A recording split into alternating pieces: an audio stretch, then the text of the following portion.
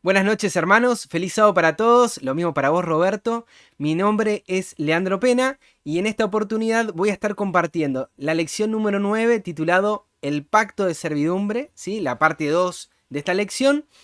Las preguntas 1 a las 6, ¿sí? En esta oportunidad me toca iniciar con la lección, así que bueno, vamos a hacer también un breve repaso de lo que vimos la semana pasada acerca de dos conceptos que me parecieron claros y claves a la hora de destacar. El primero, ¿qué es el pacto del hombre?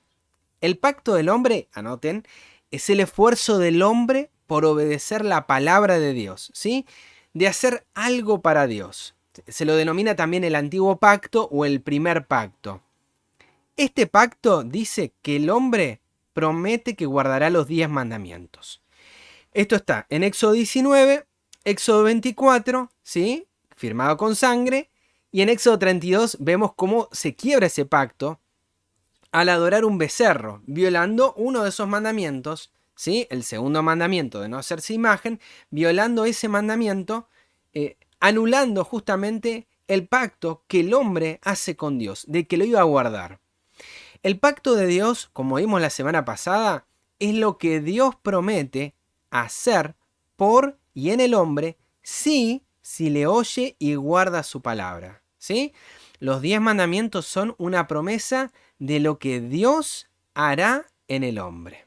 Entonces vemos acá estos dos conceptos que nos van a ayudar no solamente a entender y a cerrar si hubo algún nudo de la semana pasada, sino también a comprender el caso que vamos a estar estudiando hoy en los primeros versículos, que es el caso de Israel, ¿sí? Y vamos a ver algunas preguntas que nos plantean cuál era el objetivo máximo que estaba buscando este Israel, ¿sí? El Israel literal, bueno, el Israel de la carne. ¿Qué buscaban en su vida espiritual? Si alcanzaron eso que buscaron, ¿por qué no lo alcanzaron? Si habrán sido insistentes en esa búsqueda, ¿qué fue lo que les faltó? Si ignoraron algo y en qué tropezaron, ¿sí? La historia siempre nos ayuda, siempre, a no repetir los errores del pasado. Entonces, vayamos a ver este caso, este ejemplo que nos plantea el apóstol Pablo en Romanos capítulo 9, verso 31. Y el apóstol Pablo nos arranca diciendo, mas Israel, que iba tras una ley de justicia, no la alcanzó, ¿sí? Este Israel iba tras una ley de justicia. ¿Todos nos vamos tras una ley de justicia? Yo creo que sí, todos estamos yendo para esa ley o tras esa ley porque sabemos que es una ley, que es un ayo que nos lleva a Cristo. Ahora, si vemos otras versiones, vamos a ver que este ir tras una ley de justicia es un poquito más que buscar esa ley o querer conocerla. Por ejemplo, la de Dios habla hoy nos dice, querían basar su justicia en la ley, ¿sí? Y acá ya nos empieza a explicar un poquito qué es esto de ir tras una ley de justicia. Basar su justicia en la ley de Dios. Y en la nueva traducción viviente, un poquito mejor. Dice, se esforzaron, el pueblo de Israel se esforzó tanto en cumplir la ley de Dios para llegar a ser justo ante Dios, aunque, sabemos bien, ¿no? Nunca lo lograron, dice el apóstol Pablo. No les alcanzó. No les alcanzó el esforzarse por cumplir la ley de Dios para llegar a ser justos. Miren qué interesante esta traducción para poder entender un poco lo que nos sigue relatando el apóstol Pablo. ¿Por qué? ¿Por qué no les bastó el deseo en el corazón, ese deseo ferviente de ser obedientes a Dios?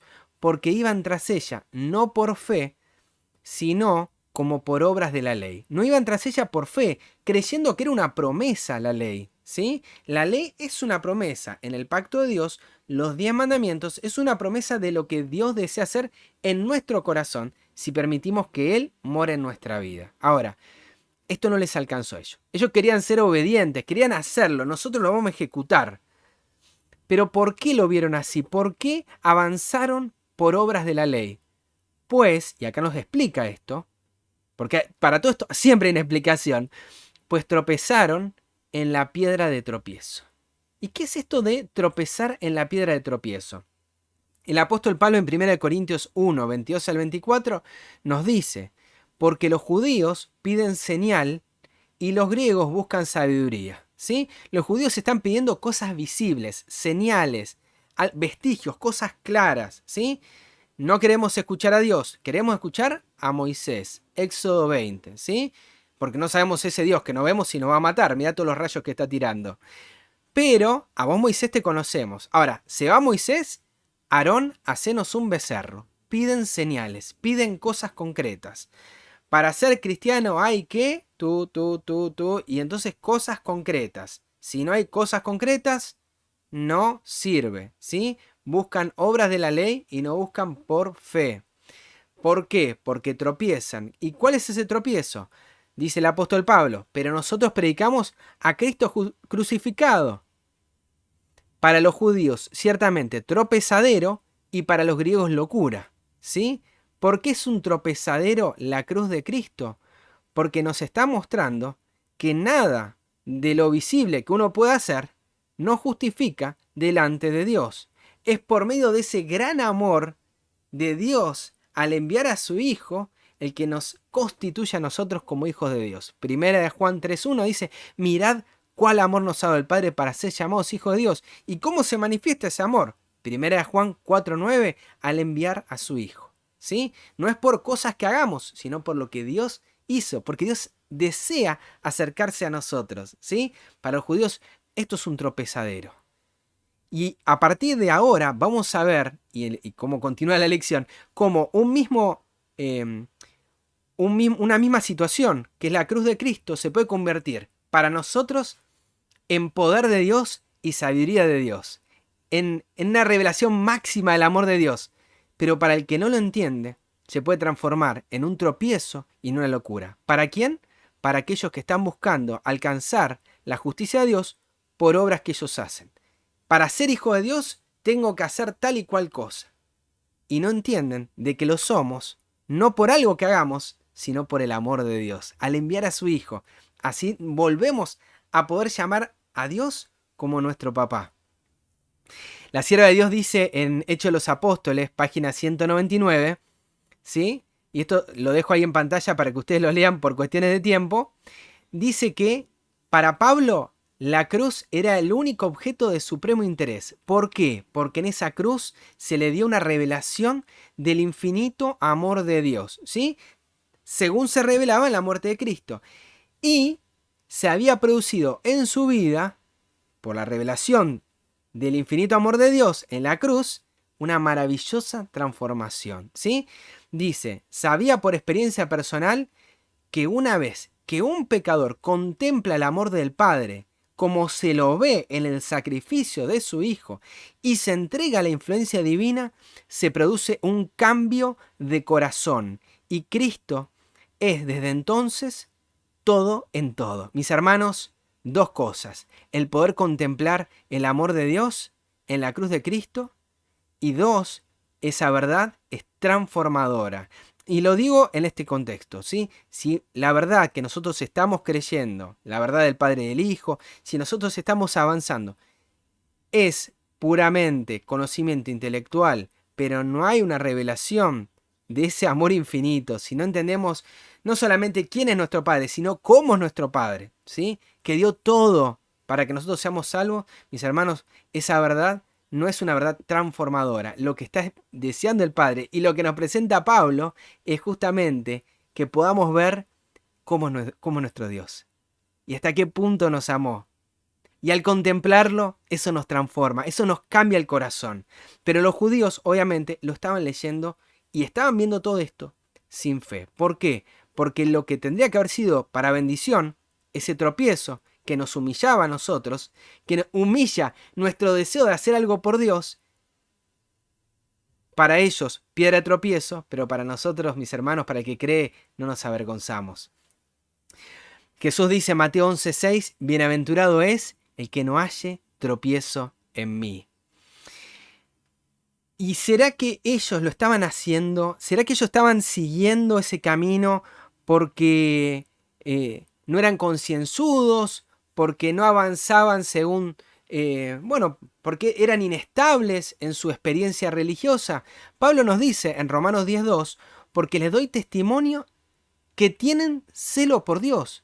En ninguna medida Pablo discute el celo que tiene el pueblo judío de querer seguir y observar las cosas que están en la palabra. lo tenía bien claro, era fariseo de fariseos, tenía muy claro lo que es el celo del pueblo judío por Dios, pero no según ciencia. ¿Y qué es esto de no según ciencia o no según ese verdadero conocimiento? Proverbios 19:2 nos dice que el alma sin ciencia no es buena. ¿Por qué? Porque se apresura a sus pies y peca. En Daniel 2:21 nos dice que Dios da la ciencia a los entendidos. Es Dios que nos da el verdadero conocimiento de todas estas cosas. ¿Y quién es el que nos oculta este conocimiento? ¿Y cuál es ese conocimiento que necesitamos? En 2 Corintios 4, del 4 al 6 nos dice que es el Dios de este siglo, Satanás, el que cegó el entendimiento de los incrédulos. ¿Con qué objetivo? Para que no les resplandezca la luz del Evangelio, de la gloria de Cristo, el cual es la imagen de Dios. Ese es el único objetivo, que no podamos ver la gloria de Cristo, el que es la imagen de Dios, ¿sí? Podamos ver su gloria. ¿Y cuál es su gloria? ¿Cuál es la gloria de Dios? Éxodo 33:19, yo haré pasar todo mi bien. Es la bondad de Dios, es la bondad de Cristo, el que es la imagen de Dios, el verdadero conocimiento del pueblo de Dios. Porque Dios, verso 6, que mandó que de las tinieblas resplandeciese la luz, es el que resplandeció en nuestros corazones para iluminación del conocimiento de la gloria de Dios en la faz de Jesús.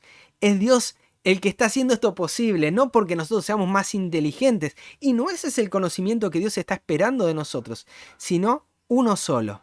¿Cuál?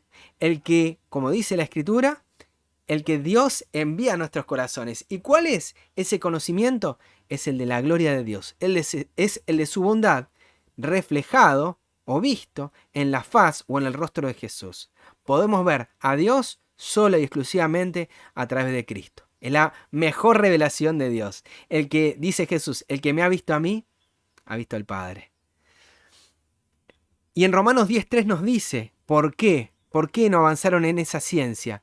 Porque ignorando la justicia de Dios y procurando establecer la suya propia, no se han sujetado a la justicia de Dios. ¿Sí? Ignoran la justicia de Dios. ¿Será que nosotros la estamos ignorando, mis hermanos? ¿Entendemos claramente qué es la justicia de Dios?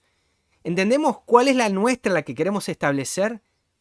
Y al establecer la nuestra, ¿entendemos que al establecerla no nos sujetamos a la justicia de Dios?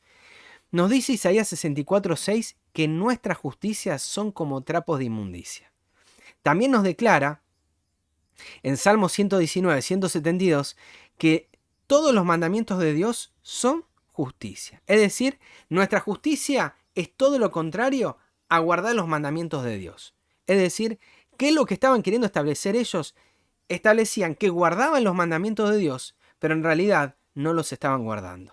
Y ese es un gran tema, ¿sí? Cristo también les plantea en el Sermón del Monte cuáles son la profundidad y las implicancias de guardar los mandamientos de Dios. Hasta dónde se extiende el no tendrás adulterio o hasta dónde se extiende el no matarás, ¿sí? En cuanto a lo que pensamos o a lo que decimos al hermano. Hasta dónde, la profundidad de ese mandamiento. Todos sus mandamientos son justicia. Ahora, cuando nos metemos un poquito más y analizamos ¿cuál fue la justicia que le reveló Jesús al mundo cuando vino y se encarnó como hombre? Dice, no encubrí tu justicia dentro de mi corazón. Y nos dice el Salmo 40:10 que lo que no oculta y no encubre es su misericordia. ¿Por qué? Porque es lo mismo. Es una misma cosa. Salmos 85:10 nos dice que en Cristo, en la cruz, la misericordia y la verdad se encontraron. Y la justicia y la paz se besaron. Es el enemigo el que quiere dividir estos conceptos, el mostrar justicia por un lado y paz por el otro, misericordia por un lado y verdad por el otro, pero en Cristo es lo mismo. ¿Y por qué sucedía esto? Volvemos a Romanos capítulo 9, 32 al 33 y con esto vamos a ir finalizando. ¿Por qué sucedían estas cosas? Porque iban tras ella no por fe, sino como por obras de la ley. Pues tropezaron en la piedra de tropiezo, como está escrita, pongo en Sión piedra de tropiezo y roca de caída, y el que creyere en él no será avergonzado. Dios pone esa piedra, pero ¿será que la pone para que seamos lastimados? Cada uno de ese tropiezo aprende, ¿sí? Aprende de la piedra y busca en esa piedra, Señor, por favor, dame misericordia. Porque cada vez que quiero cumplir los mandamientos te veo a vos y tropiezo y veo que mi estándar, mi vara es muy baja y tu vara es muy alta, Señor. Creo en ti. Creo en que lo que hiciste en la cruz es para perdonarme, porque me amás. Esa piedra se transforma para nosotros en algo que no nos da vergüenza. Tengo la lastimadura, sí, pero no me avergüenzo, porque sé que es para mi bendición. Él me mata y me da vida. Pero, como vamos a ver también en el caso de Caín, ese mismo sacrificio fue algo que lo avergonzó. Fue algo que tocó lo más íntimo, las venas más íntimas del corazón. Esa misma piedra fue un tropiezo, pero fue una caída de la cual no se quiso levantar más. Y de la manera que se quiso levantar fue a través de obras propias, de su propio sacrificio. Mis hermanos, quiero dejarlos con dos citas. No tengo ya más tiempo, ¿sí? Se me acabó acá el tiempo, pero quiero dejarles dos citas que están en el deseo de todas las gentes, página 551 y 551, párrafo 1 y párrafo 4. Léanlo completo, ¿sí? Para ver qué significa esto de que Cristo es el fundamento seguro. Cristo es una roca en el cual nosotros somos quebrantados, y si realmente somos quebrantados, es decir, abandonamos nuestra justicia propia y vamos a Cristo, creyendo en Él, en su amor perdonador, Él nos perdona. Y termina siendo eso en nuestro máximo fundamento. En vez de verlo, esa roca, como algo que nos lastima, lo estamos viendo como algo que nos fundamenta, que nos da vida, ¿sí? Pero vemos que para el pueblo judío fue algo que trajo destrucción, fue un verdadero tropiezo. Y ese mismo tropiezo se vio en los mismos tiempos judíos, se vio en los tiempos de la destrucción de Jerusalén y se verá en el tiempo del fin. Es ese amor rechazado, es esa gracia menospreciada, es esa roca que es nuestra seguridad lo que va a terminar destruyendo al pecador, ¿sí?